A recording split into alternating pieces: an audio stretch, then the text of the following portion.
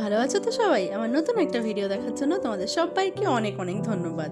বাঁধাকপি খেয়ে খেয়ে আমাদের অবস্থা খারাপ বলো, তাই আজকে বাঁধাকপির একটা দুর্দান্ত রেসিপি নিয়ে চলে এসেছি তোমাদের জন্য। বাঁধাকপি তো লাগবেই, সেটাকে এবার ছোট ছোট করে জিরি জিরি করে কেটে নিতে হবে। বাঁধাকপি কাটা হয়ে গেছে, এবার কেটে নেব একটা পেঁয়াজ। ভালো করে বাঁধাকপিটা ধুয়ে জলটা ঝরিয়ে রেখে দেবো। তারপর সেই জল ঝরানো কপিটা বসিয়ে দেবো প্রেসারে। তার মধ্যে দিয়ে দেব সামান্য পরিমাণ নুন, তারপর এটা ভাপিয়ে নেব। আর এদিকে নিয়ে নিচ্ছি একটা বাটি, সেখানে 3টে ডিম দিয়ে তার মধ্যে নুন, হলুদ গুঁড়ো, লঙ্কা গুঁড়ো, গোলমরিচ দিয়ে ভালো করে ফাটিয়ে নেব।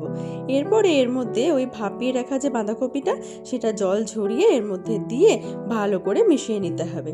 তারপর ইন্ডাকশনে বসিয়ে দেবো একটা জল ভর্তি পাত্র, আর সেখানে এই বাটিটা দিয়ে ভালো করে ঢাকা দিয়ে চাপা দিয়ে দিতে হবে।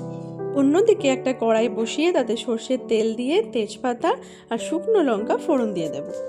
এরপর এর মধ্যে একে একে দিয়ে দেব পেঁয়াজ কুচি, কাঁচা লঙ্কা কুচি আর রসুন বাটা। একটু নাড়াচাড়া করে দিয়ে দেব টমেটো কুচি, আর তারপরে দিয়ে দেব এর মধ্যে হলুদ গুঁড়ো, ধনে গুঁড়ো আর লঙ্কা গুঁড়ি।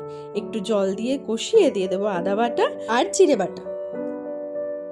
এবার সামান্য চিনি দিয়ে ভালো করে কষিয়ে নেব যতক্ষণ না তেল ছেড়ে আসছে। তেল ছেড়ে গেলে দিয়ে দেব সামান্য পরিমাণ জল, আর এটা ফুটতে দেবো মিনিট 5 মতো। আর ততক্ষণে দেখে নেব আমাদের ওই যেটা ভাপাতে দিয়েছিলাম সেটা ভাপানো হয়েছে কিনা। জলটা দেখেছেন কতটা কমে এসেছে।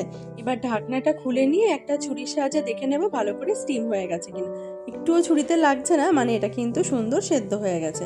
এরপর ঠান্ডা হয়ে গেলে এটা পিস পিস করে কেটে নিতে হবে।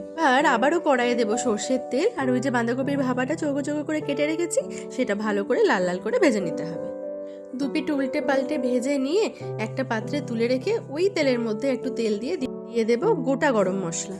একটু নাড়াচাড়া করে সুন্দর গন্ধ বেরোলে ওই যে মশলাটা কষানো ছিল সেটা এর মধ্যে দিয়ে দেব। আর মধ্যে দিয়ে দেবো বাঁধাকপি ভাপা থেকে যে চৌকো চৌকো পিসগুলো কেটে রেখেছি সেগুলো। এবার একটুখানি নাড়াচাড়া করে ওপর থেকে বেশ খানিকটা ধনেপাতা দিয়ে এটা চাপা দিয়ে রেখে দেবো মিনিট 5 জন্য। তাহলেই কিন্তু বাঁধাকপির এই স্পেশাল রেসিপিটা তৈরি হয়ে যাবে। হয়ে গেছে রান্নাটা, এবার পাত্রে ঢেলে নিচ্ছি। আমাদের ডিম বাঁধাকপির কোপ্তা কারি একদম রেডি আর সার্ভড। তোমরাও ঘরে বানাও, বানিয়ে খাও। আর যদি ভালো লেগে থাকে অবশ্যই ভিডিওটাকে লাইক করবে, কমেন্ট করবে, শেয়ার করবে। দেখা হচ্ছে পরের ভিডিওতে। টাটা।